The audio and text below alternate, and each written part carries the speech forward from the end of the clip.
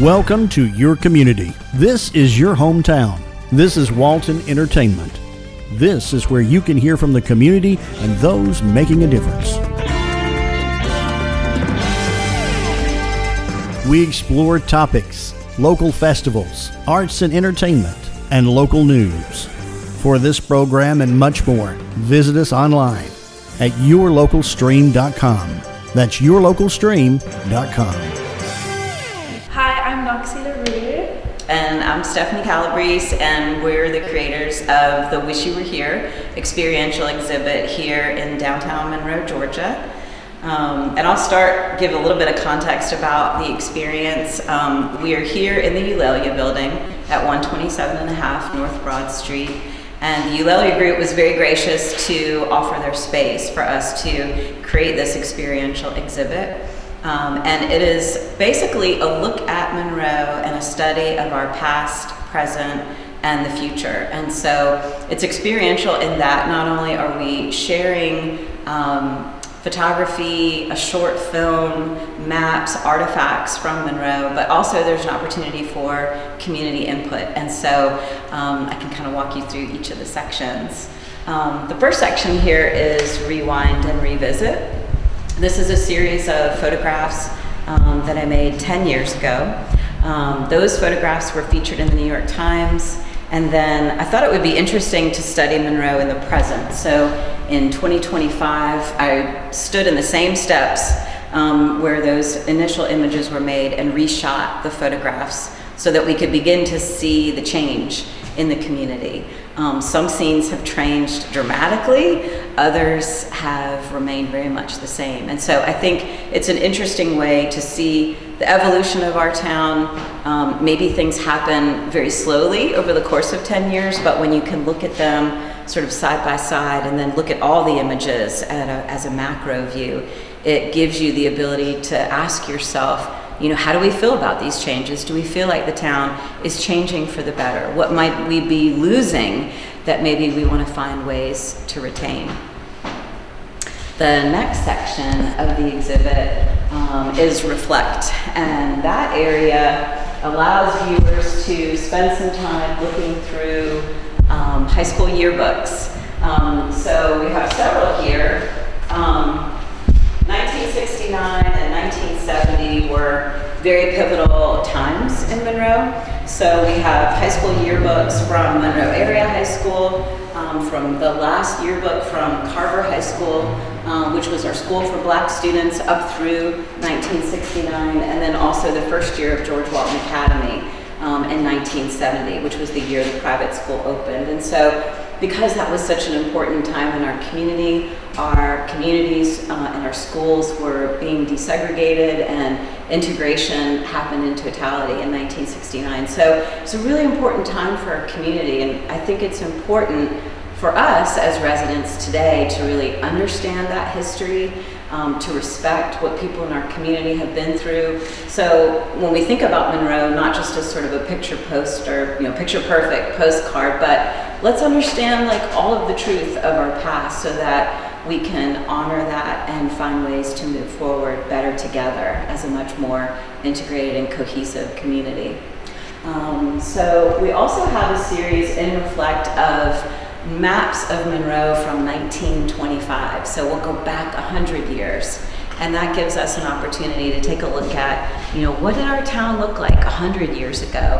How were the communities different? What buildings were here? What streets, moved through Monroe? And so as we think about Monroe in 1925, we start to imagine all the people who moved through our community and had an influence in creating what our town looks like today. So it's been really fun to see people walking up to the maps and pointing things out and pointing out where buildings no longer exist or where their house might be that that now is on the map. So that's been really fun to see too. The next section, section 3, is Remix, and that is a short film. It's 13 minutes long, and it is essentially a blending of voices of residents who've lived in Monroe, some of our community members have already passed on, so I'm very grateful that we have their stories and their voices to sort of preserve and share. And this really tells the story of Monroe, in that we were very much, a cotton and a farming community, which evolved into sharecroppers. As farming began to diminish, many of our community members moved into town of Monroe. It also takes us through the stories of what segregated society looked like here in Monroe, and then the integration of schools and beyond. And so it's a great way to take in, maybe what community members have experienced in the past, and helps us relate to the different experiences that really create our town in its totality. The next section of the exhibit moves to recenter, and that's where visitors can place a pin on the map, show us where they came from to sort of mark that they were here. And on this wall, you'll see a collection of postcards where we pose 3 questions to the viewer about the past, the present, and the future of Monroe. And we really are encouraging community input. We want people to write their thoughts on the wall. So it's very much an opportunity to contribute to Monroe, and we're so grateful to have had lots of community members come through, and we're hopeful for many more as the exhibit continues through March 31st.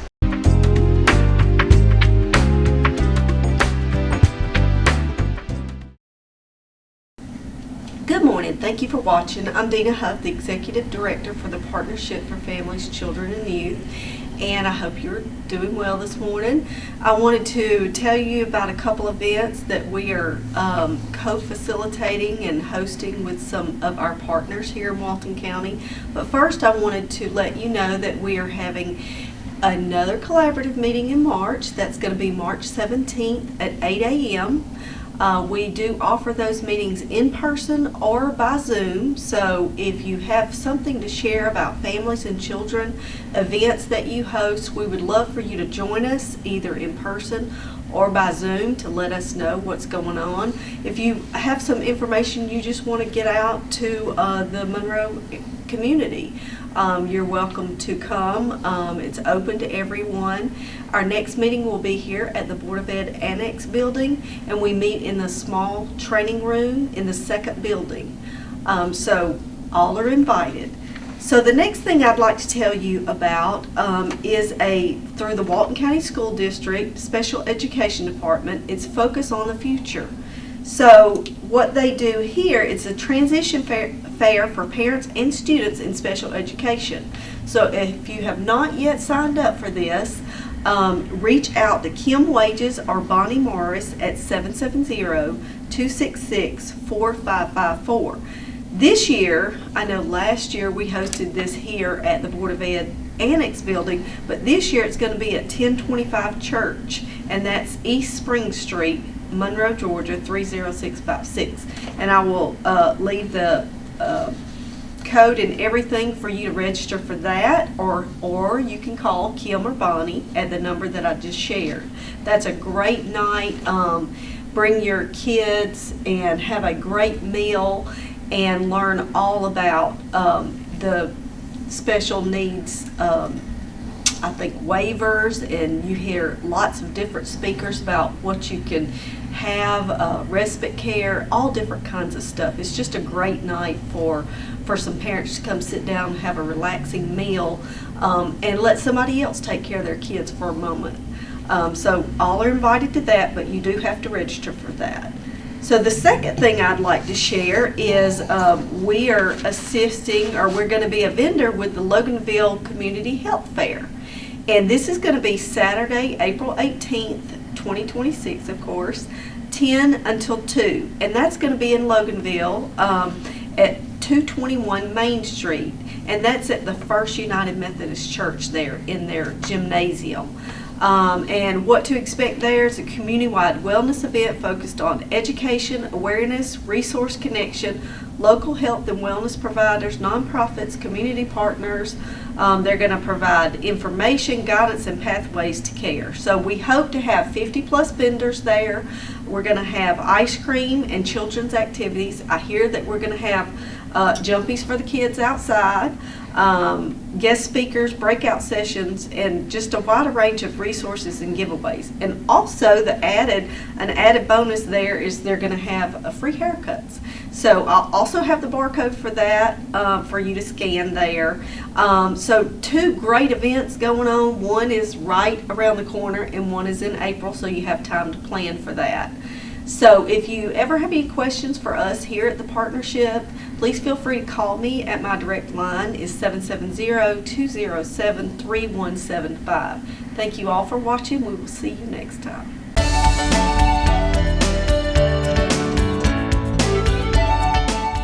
Hello, I'm Kenny Sargent with Keep Walton Beautiful and the Walton County Recycling Center. I want to thank everybody for tuning in. Staying busy here at the center as we move closer to spring. We get a lot busier, have a lot of folks coming in. Quick note, I did want to remind everyone as they're starting to cut back their crepe myrtles and do some pruning and picking up sticks and stuff in the yard. Those items cannot be accepted here. We do have 2 inert landfills in Walton County. Feel free to give us a call and we can direct you to the nearest one to you. There is one in the Loganville area, and then we have one out towards Good Hope that we can send you to, but those are the 2 inert landfills we have here in the county. So just want to save you a trip down here because we will have to turn you around if you come with those. So give us a call, 770-267-1421, and we'll direct you to the right one. It is getting to be that time of year, and we're starting to see quite a bit of that already. So just wanted to save you the trip. Also a reminder, we still have folks coming in with, more mattresses than we can take per customer. So for now, until we, get a better way of managing all of the mattresses coming in, just remember the limit is 2 mattresses or box springs per customer. They are $10 each, and we'll take up to 2. So again, just don't want you to load all of those up and then have to take some back home with you. So anyway, going forward, we are still working on some of our spring events, kind of just in a little bit of a holding pattern, just waiting to see how some things set up going forward. One thing I can tell you right now is we will almost assuredly have a shredding event. Just don't know where yet. Could be here at the recycling center. It may possibly be over at the Loganville City Hall. Should know something about that really in the next few days. So I will keep you posted as we move forward exactly where that's going to be. We get quite a few calls. It seems to be a really popular event. So just hold tight and we'll get that out as soon as we can. Of course, you can always follow us on our Facebook page at Keep Walton Beautiful to stay updated on all events and announcements we have here. So if you do have Facebook, go on Facebook and follow Keep Walton Beautiful to stay updated with all of that stuff. And like I do every single time, I'd like to invite you to come out and see the center, see what we're doing here, get an idea of some things you could be doing at home to help us cut down on trash that we're creating. Our landfills have never been filling up any faster than they are now. We want to definitely make sure we make those landfills last as long as possible before they're full, and we have to start a new landfill somewhere else. One of the best ways to do that is to make sure we're recycling and reusing everything we can as much as we can.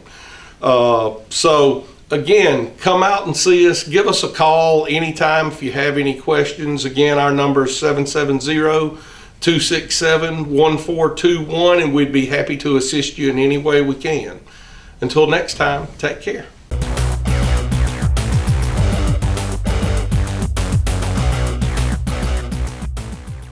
Hi, I'm Jody Johnson. I'm here with another recreation report. Happy to see the weather is finally turning for us, getting close to spring, which means all of our spring sports programs are underway. We started our baseball, softball, soccer, and track here around February 21st. We start practicing at all of our facilities. Hopefully the weather works out for us. All of our basketball programs have finished except for a few of our all-star teams, which will be gearing up around the end of February to play in their all-star tournaments. The Grove Park is now fully open, as we've talked about before, but we've got pavilion rentals and concerts and all the extra play that we have out there getting reserved as well. If there's something you would like to see out at the Grove, please come by and see somebody at our front desk, and they'll be glad to help you. We are working on a concert series as well, and on April 10th, we will have our first concert with Connor Lawley. He's a local guy from Walnut Grove that will be bringing his band. He's an up-and-coming talent that will be coming out to the Grove. And I think it's a 5-person band. They play a lot of Southern rock, some Allman Brothers, and country music, so they'll be out playing then. And then in May, we're going to bring out the Sandy Creek Band, which is a well-known band that plays at different events. So 2 local bands that are coming out to play with us in April and May. We also have the Relay for Life event planned on April 24th out at the Grove. So, you know, the facility is starting to get booked up. We'll be looking for a few more concerts in June, July, and August, and also a couple festivals that we'll be putting on pretty soon out there. So it's looking good. The facility is really getting used. The playground facility on a daily basis has 200 to 300 people that come out. It's one of the nicest playgrounds that you'll find, certainly the nicest in Walton County since it is the newest. Again, we invite you to come to the community centers in Walnut Grove, the Monroe at Velker Park, Social Circle or Meridian in Loganville. The weather is always perfect and never raining inside our community centers, where you can work out and walk around the indoor tracks at some of those facilities, and we really think you'll love it. It's a very affordable price. Remember our senior aerobics class. We just celebrated our 20th anniversary of hosting our senior aerobics, and we end up with about 100 every single day at our aerobics classes. And again, Jane Bico, Valerie Metz, they do a wonderful job, and we had a great celebration there out at the Ag Center at the Crystal Park, and we had about 150 seniors that came out, got their awards for doing so many years of senior aerobics, and it's definitely a life-changing experience. So if you'd like to get involved with our senior aerobics program, it's absolutely free, and our calendar is on our website at waltoncountyga.gov. And that's certainly a place, a great resource to find a park near you and all of the amenities that go along with it.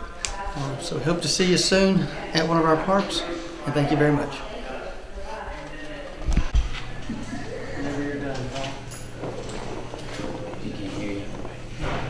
What's the name? Four Winds Minister Village. And when I was still a private sector person working at Alcovy Survey, we got with Lee. They came to us at one point with the problem of children that age out of foster care, trying to find them jobs and put them back into the community. And that's how I met Lee back then. And we got a couple of guys and got them working. Yeah. And it was a great scenario for us. I don't know about them. Those were some of our successful ones. But I'm gonna let Lee finish talking to y'all about what he does in his ministry. You mind if I pass it up? Yeah. That way everyone can have one. Yeah. It's just a flyer with everything in there. All right. Thank you. So thank you all for coming. As Ron said, he was very helpful for us. I have been some of y'all may remember, it was previously called just the Minister Village. We've actually been there for 20 years. November was our 20th anniversary, which is a big number for nonprofits. If you're familiar with nonprofits, a lot of them don't make it that long. So we've been very blessed. I'm the director now there. I've been there 10 years, but I'm the executive director. And we have a lot of things that the community, even though we've been there for 20 years, don't know a lot about. And one of the things that I wanted to share with y'all, the main thing was what touched on somewhat what Ron was talking about. Our community has a very high challenge, a very big challenge with youth, young adults, and getting, some people might consider it a failure to launch type of scenario. They're really struggling, and the problem is that they're finding it a challenge to make life work for them. They're stumbling along, whether they're whether they've come out of the foster care system or not. Matter of fact, we just signed an MOU a couple weeks ago with the Walton County School System to be able to work with them, targeting specifically help with the truancy. You might be surprised to know this, but there are months through a year when truancy will be the #1 reason why kids come into foster care. Not abuse, but truancy. Because the kids don't want to go, and mom and dad both have to work. So who's going to be home watching them? So, and then the school system came up with a wonderful idea during COVID. I understand why it started, but it needs to stop. Well, I'm not shy about my opinions, but alternative school, which is mostly kids who don't want to be in school, alternative school, instead of going to an alternative school class, is now completely online. So now you have a child who does not want to go to school, who gets kicked out of school, doesn't have to go to school. It really kind of isn't very effective. So we're having a large challenge, and we're also having a big challenge with something some of y'all may be familiar with, which is homebound medical. The school system's kind of always, for years, as long as I can remember, had a setup for if a child had a medical situation that was going to keep them out of school for a while, they could take their lessons home, do them at home. Someone might even come to their home for them like a day or a week, and so they wouldn't get behind. Medical homebound is at one of the highest numbers it's ever been, and it is for things like anxiety. The kids cannot go to school and deal with their social peers. They're struggling with it. So there's things going on. So we have for years worked with children, families that are in crisis.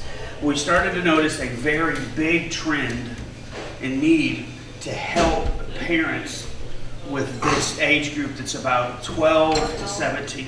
And yeah, I have 12-year-olds who are in juvenile court all the time. A 13-year-old all the time. So it's not, and they're struggling with a lot of the same things. It's just defiance, but it's not, as you'll see in the information I gave you, this Life That Works thing that kind of details some of the reasons why we do what we do. It's not really that it's a character issue with it. It's a capacity issue. They don't know how to manage life. And unfortunately, a lot of them are in homes where most of them are in homes where mom and dad don't know how to manage life very well.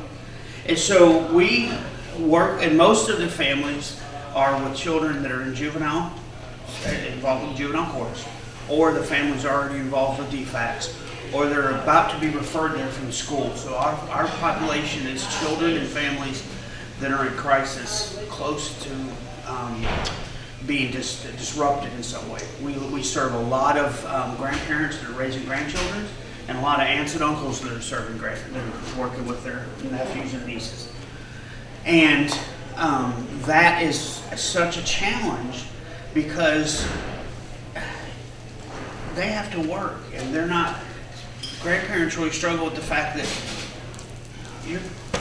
I'm getting close to that. We're kind of done raising our kids, right? We're looking for something else to move on. I've got some 75, 80-year-old grandparents that have the 2- and 3-year-old grandchildren. They're like, I just don't have the energy to even keep up with them. It's really a challenge. So we offer mental health services. We're a nonprofit, so we work on a sliding scale, or a majority of our people don't pay anything at all, because we have some scholarships and then grants from community organizations like y'all, the Rotary, different places like that give, so that these families can access these type of services. And not only do we do mental health, but like trauma counseling.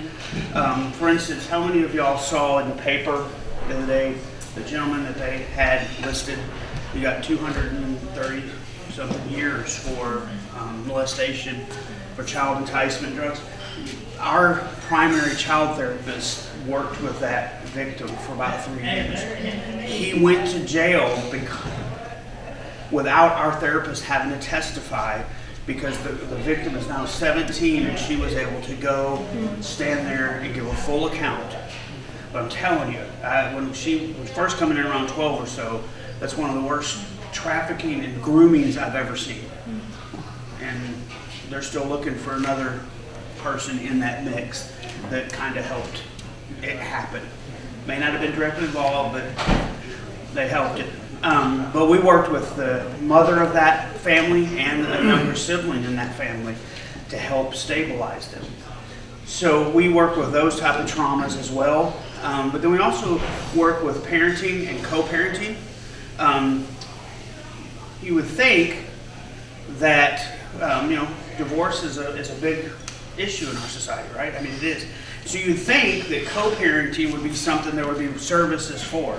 Because sometimes, I don't know if any of y'all are divorced, no raising hands, but I've seen some of them that can't get along for various reasons. When I work with Walton County, with the Superior Court here, primarily Judge Foster, if any of y'all know him, he's a friend of mine as well, but they don't send them to co-parenting like classes, they send them to co-parenting therapy, which costs about $1,500 to $2,000 to start, split between the two. But they don't need to get along at that level. So we've looked at having a co-parenting class that helps them learn how to be civil for the sake of their children. I mean, these kids get exposed to way too much, and it's not their fault, right? So there's the parenting, the co-parenting, and the classes. I've been in this field for 25 years now, and my kind of specialty has been parent-child relations and restructuring the home. And there's a lot of that happens because, mom and dad bring little Johnny to see us, and little Johnny's a problem. Johnny, he's not doing what he's supposed to and everything. Well, by the time we finish our, say, 6 months, maybe even a year of services, I've probably spent twice as much time with mom and dad than I have little Johnny. And it's not that little Johnny didn't help. He may have challenges, but usually it's the whole structure of the home that needs to be challenged. But here's the thing, there are almost zero services like that in this county. Outside of us, I work with a agency called Care Source that does one of our grants, and they are statewide. They handle federal grant making stuff. And when they put up a map, and they put pins in it to show the different organizations that are available. You'll see us in Loganville, and we handle Walton, Gwinnett, Barrow, Morgan, Newton, Rockdale, and Athens Clark. We have some people from all of those areas. We won't turn them away. But when you look at that, you see our pin and then white space on hold. So there's just nothing there to help people deal with life. Now, you say, okay, I came from a family that, maybe was fairly stable or maybe not. Look what I did. I made it, whatever. How many in here are employers or have been employers that hire people? Okay, right? So what happens if your best employee starts having a marriage crisis or a crisis with their children? What happens to their work? It drops, right? Now they might not be your best employee. So what we do when we intervene with that, and we have some companies right now that actually will give money to us to hold, so that when they have issues with their employees, they can send them there to get help. But if we help with that part, how to put life back together so it doesn't disrupt everything, right? It's not a matter of wanting to help them have a life that's problem free. None of us have a life that's problem free, right? But it's about how they can handle it so it doesn't unravel everything. I've seen a mother of 2 children go from living on her own, working, have a car problem, so her car breaks down, she can't get to work. She has friends.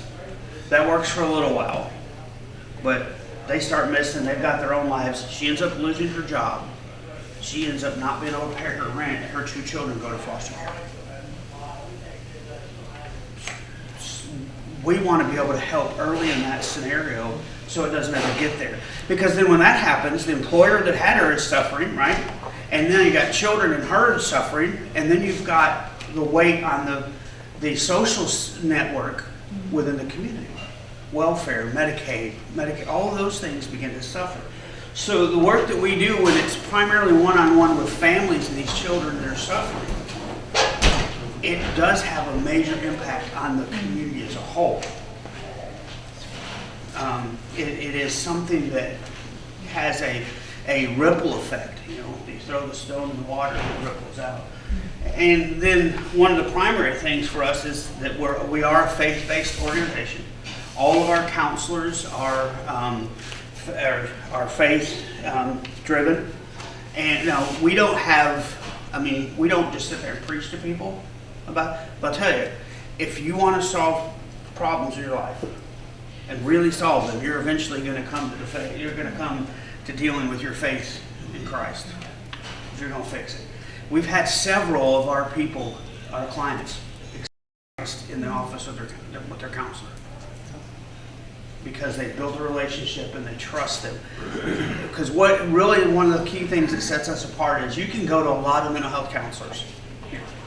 Now, and they do good work, and this isn't a negative. They're filling what their role is. You go and you see them for an hour, you get mental health counseling, and you come back. We don't do that. We're looking at the connective tissue of your family, so that there's a lot of mentoring goes on that helps you put this together. If you have an advanced degree, like a master's or doctorate degree, you understand what I'm about to say. You come out of school with a big box of tools. They're great. And then you have to figure out how to use them. Right? These people, a lot of times, they get help if they get a box of tools and they go home. We try to help them put those together.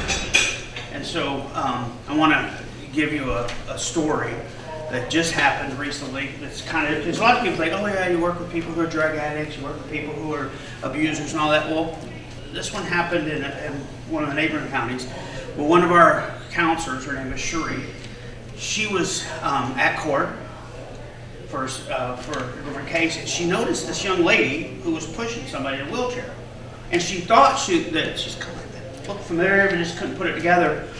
And the girl looked at her and then said, "Hey, Miss Cherie, it's Hannah." And she, oh my gosh, and then down on her. She'd worked with her. This girl was now 17. She'd worked with her when she was like 14 for a couple of years. This girl was fighting at school, had been expelled from school. Grandma and Grandpa were really close to losing her to foster care. She had 2 siblings. Her parents were drug addicted and they're not involved. Grandma and Grandpa are trying to hold it together. This girl's off the track. Here she is, and so when it was now 17, and when she called Miss Cherie, and she was, oh, how are you doing? She goes, I'm 17 now. She goes, I'm graduating school this year. And she said, this is Grandpa. Grandpa was now wheelchair bound. And she said, Grandma passed away last month. She goes, so now I'm finishing school, but I take care of Grandpa, and I'm raising my 2 siblings. That has changed the direction of that family. Because Mom and Dad still aren't around. They may sometime come in and out, you never know. But this girl, and one of the things that was striking about it that Miss Cherie told me is that she said, it's not just that she was there and was more mature. When you meet these people that have really been worked with, they look different. Their hair's fixed, because one of the things that I believe in is we should help them reach their highest level of God-given dignity. I don't care where they came from. Dignity. They deserve to be treated with dignity, and they need to be helped. I work with the resource court as part of my job here, and some people may not know that Walton County has a resource court, which is a specialty court to help people that have mental health issues. That it's really not so much they've got some serious criminal stuff, but really it's because they're off their medications, they don't have treatment they need, all that stuff. This is kind of I think for me, a benchmark that really sticks with me. The recidivism rate to prison is right at 84%. That means 84% of the people that go to prison get out, go back. When you look at resource court, the recidivism rate is 48%. less than half. 48%. So it does work. So when you read these, and this is the stuff I want you to have to look at, because I think this sheet especially, and I'm not going to go through the whole thing, but it gives you an idea of how we approach things a little bit differently. Our services are designed not just to help them in the moment, but hopefully gear them up to survive. We talk to people about breaking the chain in their family, breaking the generational turnover. And believe me, when you've been at this as long as I have worked with grandma, mom, grandchild. Haven't made it a great-grandchild yet, but just because they're not old enough. That's really, I mean, seriously. But what I found when we changed our focus, that started changing. Because people started getting it because we were walking with them. So, a couple of things, the information I gave you is a pamphlet about our services, the one that says Hope on the front. You can see the list of services. You can always contact me through there. But we do have a couple of things coming up. On April 23rd, we will have our 16th annual golf tournament, the four-man best ball. There's one side of the flyer that's in there, shows that. You can click on there, sign up. It's $100 a person, $400 a team. Of course, businesses, we're talking to them about sponsorships, but players, we love to have players be there. It's a good cause, have some fun. And then in addition to that, we're doing a 50-50 raffle this year. And we've already opened it up. You can scan. One thing about raffles, you always have to deal with tickets, right? Which we found an organization that we're working with that handle, and you'll get a digital, if you do it online with us, you'll get a digital ticket, you'll get a receipt. Much easier than having to hang on to it, and we get notice. Is it paying Bitcoin? Huh? Is it paying Bitcoin? I'm just kidding. Actually, I did, believe it or not, I looked at it, I thought, I don't know because I don't know enough about it yet. But I did think about it. But here's what I will tell you. If we were to make, let's say, half of the people that are involved with our golf tournament were to buy a ticket, that 50-50 split for you, if you won, would be $1,500. So I mean, it's not a. I mean, I think right now, if we split it, it would be probably 75. I mean, you're already going to get more of your money back already. I mean, we just started this week, so. But it's a great opportunity for us because if you go for therapy, just give me an example and then I'll close out. I ask you questions. If you go for therapy somewhere, I don't know if any of y'all ever have. It's $150 or so an hour. You might have, if you have insurance, you may pay $50. Most co-pays are $50 for that. All right. So our counselors are all licensed. They can, with their self-pay clients, pay $150 an hour. When they see a client through the ministry bills for 4 weeks, they've agreed. We only pay them like $50. It's not because we pay them more than that, but it's just the manner of finances. But they take a third of what they can make on their own. So this isn't something they're just doing to get rich. This is what they do to minister to people. For that, we provide them with office space. I mean, there's things, but these are truly committed people. And another thing, okay, well, you probably could use working with school. If you go to like some of the local mental health places, I've worked with them. They'll get a new case manager or a new counselor every 6 months. I've got the shortest one we have there now, I think, has been there 7 years, except for the 2 that came 2.5 years ago that are interns, but now are licensed because they did and they stayed. We don't turn around. I mean, these people stay because they're committed. So we are excited about being able to make an impact in a way that most other agencies around here aren't rebuilding. And as Ron said, the couple that he had work with him, yeah, they had their troubles. They were struggling. They weren't necessarily A+ workers all the time, were they? But they are maintaining and sustaining on their own, handling life. That is huge when you realize that one of them in particular, African American, was living in his car before that happened.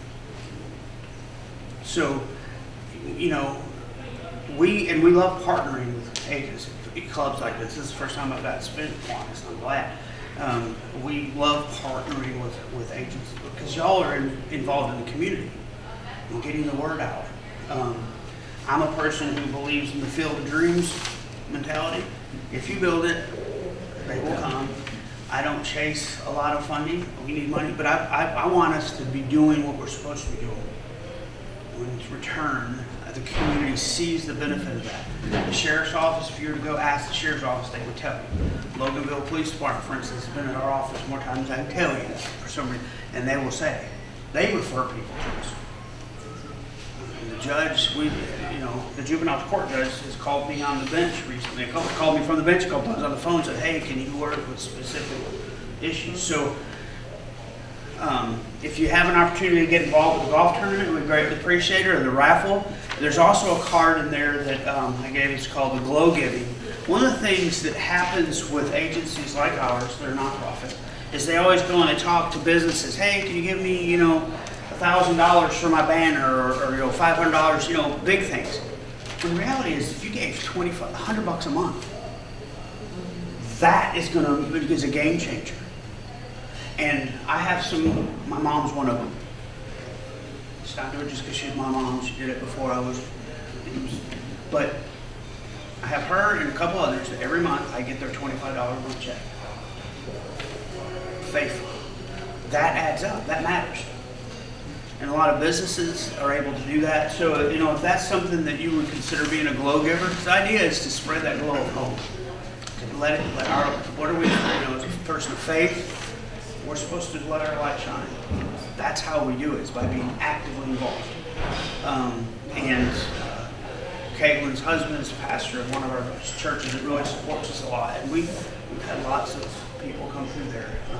So she can ask her, probably give you some ideas. But I really appreciate the opportunity to talk about it. Again, it always amazes me how we've been there around for 20 years and people are like, who are you? But I'm running into those. This is an interesting area. We know the feeling. As a co-audience, we understand the feeling. Yeah, but I run into others. I ran into a lady the other day that does stuff. I'm like, where have you been? So I've also spent a lot of effort trying to connect these type of things. That needs to stop. Y'all care about people. There's other people who care about people. We get together and make a difference. So thank y'all very much for the opportunity. Any questions? Any comments about it?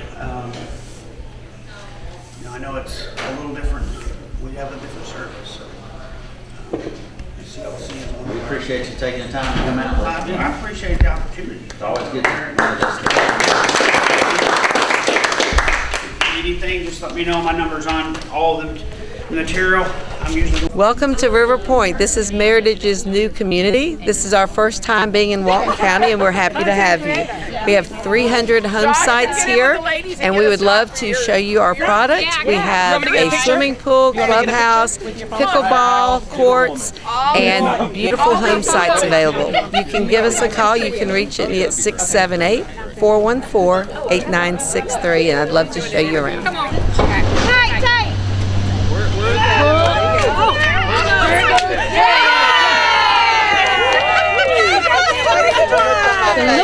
Hi, I'm Noxie LaRue.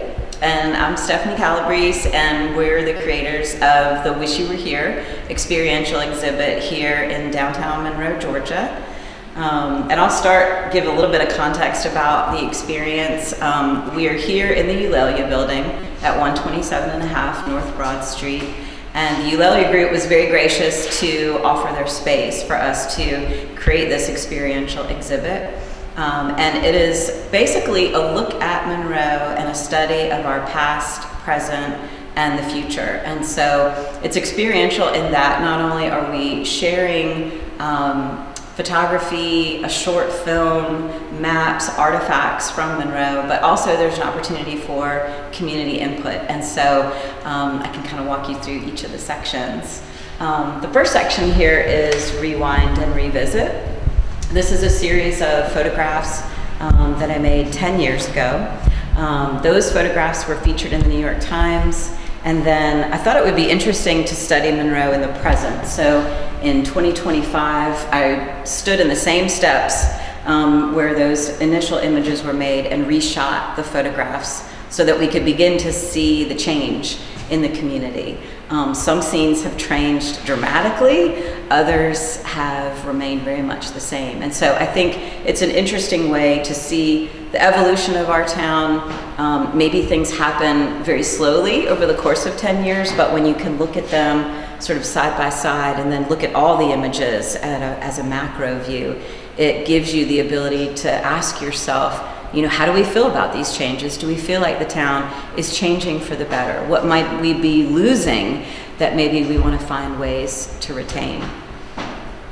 The next section of the exhibit is Reflect, and that area allows viewers to spend some time looking through high school yearbooks. So we have several here. 1969 and 1970 were very pivotal times in Monroe. So we have high school yearbooks from Monroe Area High School, from the last yearbook from Carver High School, which was our school for black students, up through 1969, and then also the first year of George Walton Academy in 1970, which was the year the private school opened. And so because that was such an important time in our community, our communities and our schools were being desegregated, and integration happened in totality in 1969. So it's a really important time for our community, and I think it's important for us as residents today to really understand that history, to respect what people in our community have been through. So when we think about Monroe, not just as sort of a picture post or picture perfect postcard, but let's understand like all of the truth of our past so that we can honor that and find ways to move forward better together as a much more integrated and cohesive community. So we also have a series in Reflect of maps of Monroe from 1925. So we'll go back 100 years. And that gives us an opportunity to take a look at, what did our town look like 100 years ago? How were the communities different? What buildings were here? What streets, moved through Monroe? And so as we think about Monroe in 1925, we start to imagine all the people who moved through our community and had an influence in creating what our town looks like today. So it's been really fun to see people walking up to the maps and pointing things out and pointing out where buildings no longer exist or where their house might be that that now is on the map. So that's been really fun to see too.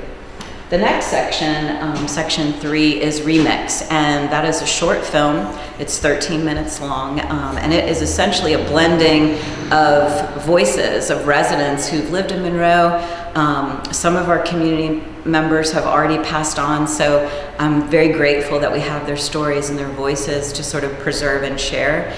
And this really tells the story of Monroe, in that we were very much a cotton and a farming community, which evolved into sharecroppers.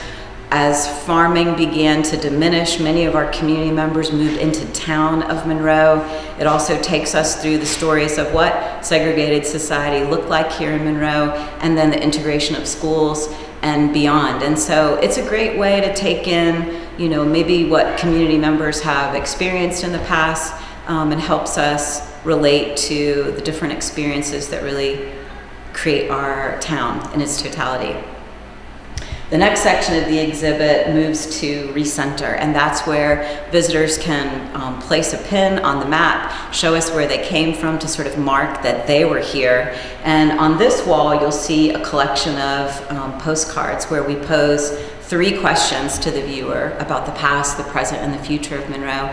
And we really are encouraging community input. We want people to write their thoughts on the wall. So it's very much an opportunity to contribute to Monroe, and we're so grateful to have had lots of community members come through, and we're hopeful for many more as the exhibit continues through March 31st.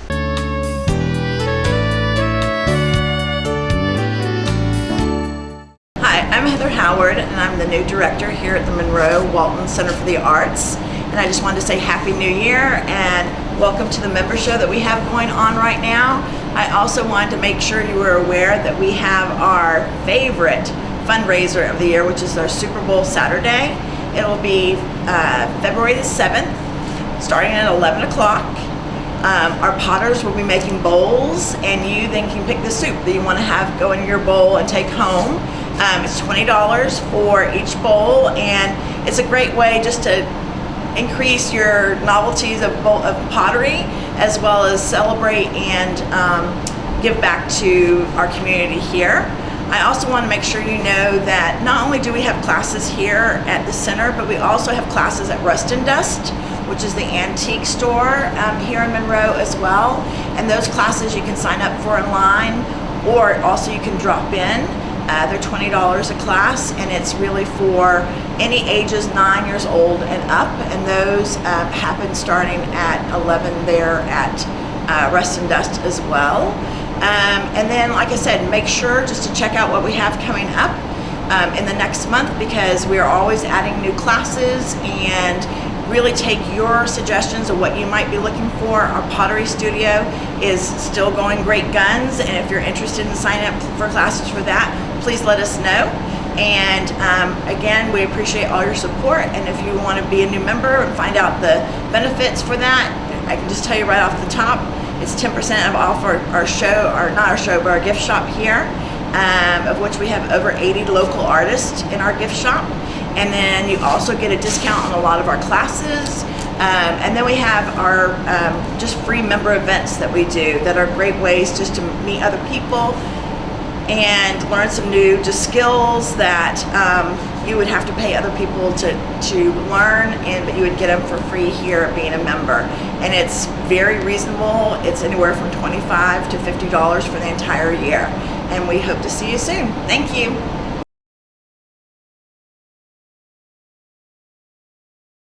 Today on Feed the Goats, we're going to try this Nature's Own, and it's multigrain bread, and we're going to see how the goats like this bread. So I've got Jonathan here to help me today. So Jonathan, you want to see over there if they would like multigrain bread.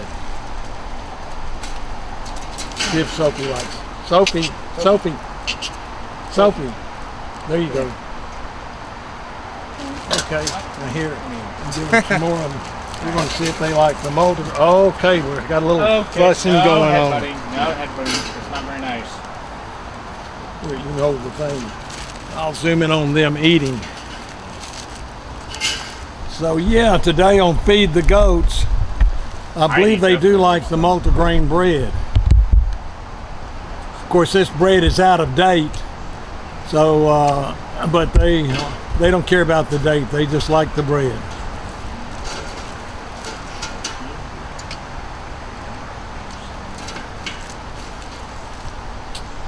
Guess seems they like it pretty darn well.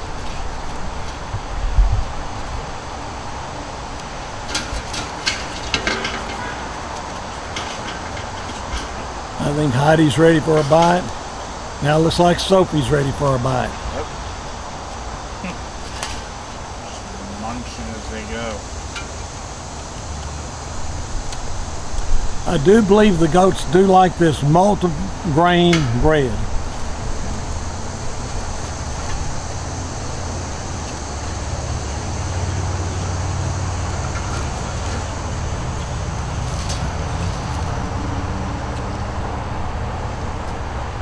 When you put the bread out there, it's kind of like putting a DVD in your DVD machine and it just sucks it in. They remind me of that. As you put it out there, it looks like they just suck the bread right in. I think Sophie's ready. Have a little tug of war going on there.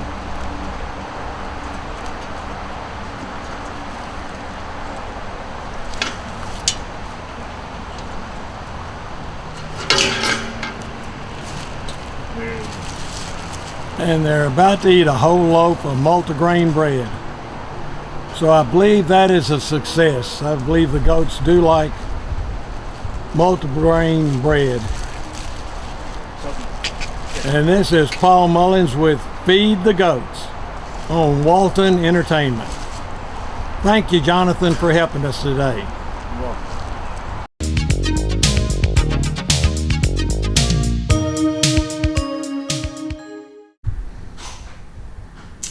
Hey, this is Isaac with Reboot, giving you the Reboot Tech Tip. I'm going to talk a little bit about security. I think the biggest thing these days is people are getting in trouble with email. And the email thing is it's a tough thing to keep secure, just because anybody with an email address can send you an email. And it can have a link in there that you can click on, and then it'll just give you a virus. And you don't even know that you've got the virus, because it's not like anything will tell you. And a lot of times these days they've designed these viruses to get on your computer without your antivirus knowing it. So there are a few things you can do, a handful of things. So one of the biggest things is if you don't know that person, don't open the email. Or if I tell people a lot, so let's say you even get an email from what looks like somebody you know, but it just looks strange, like it has a weird subject, or spelling isn't done correctly, or something like that. Generally, most of the time actually, if you've got something like that going on in your head, it's probably a bad email. It's probably what's called a phishing email, or somebody's trying to get either get information from you or load a virus on your computer so they can get information from you, or it could be some scammer, trying to suck you into some crazy scam. We deal with it a lot, and we get a lot of customers from the bank that they send our way also, just people getting into people's bank accounts, or like you'll get on the phone with somebody and they want to get onto your computer. That's a huge no-no. Do not let people on your computer. Don't do it unless you know them. Like some local person, or like I can't even think of. Maybe like if you have a Dell computer and you actually call Dell and they want to log in and help you, but most places these days, they actually don't do that. Like they'll direct you how to do it, just because of this whole security issue and scammer thing. It's a huge deal. So one of the things you can do to help with the email thing is there's a company called Bitdefender, and they make an antivirus that actually scans all your email now, which is nice. I won't say it's 100% effective, because nothing is. But a lot of what they do is they scan it and they tell you if it's safe or not, and also they'll put the ones that they're not sure about into a folder in your email, or you can log into your antivirus and check some of those and see why they think it's not a good email, stuff like that, which I think is great, because this email thing is a nightmare. And so again, that company's called Bitdefender. It's an antivirus company, and then you have to look for because they sell several different kind of antiviruses, but you have to look for the one that'll actually scan your email. And I've seen it work. It actually, from what I can tell, it does a pretty good job. I have seen where maybe they don't want to do all, like they'll do kind of what's called a false positive, where they might catch an email that doesn't really need to be set to the side or whatever, but again, they'll send you a notification or whatever, and you can look at that email and determine yourself. So it's a great feature. But the other thing is, if it's an email about paying money, or you owe money or something like that, anything financial, any email financial, I always tell people, double check it. Call whoever's sending you the email, call the bank, or there was a big one with the post office, call the post office, or there was a big one with PayPal. If you're not sure about the PayPal, look on your PayPal account. If you don't have a PayPal account, it's obviously a scam, So just double check your stuff, especially anything to do with money, and especially anything giving money to someone on the phone. That's a huge issue. So just be safe. If you're not sure, ask somebody. If you're not sure, call us, or bring your computer down here, let us look at it, or whatever the case may be. One other thing I'll say real quick too is if you do let someone on your computer and then they're asking for money and all this stuff, if you have let somebody on your computer, take your computer to somebody, take it to us or somebody you trust or whatever, let them scan it, because 99% of the time, if you've let somebody on your computer, they have loaded something on there that you do not want on there, something that either get info from you or get money from you. We see that a lot, and so you need somebody to look at it. But anyway, Isaac with Reboot, giving you the Reboot Tech Tip. In Monroe, we have moved down the street. We're at 1215 South Broad. Come by and see us. Thanks.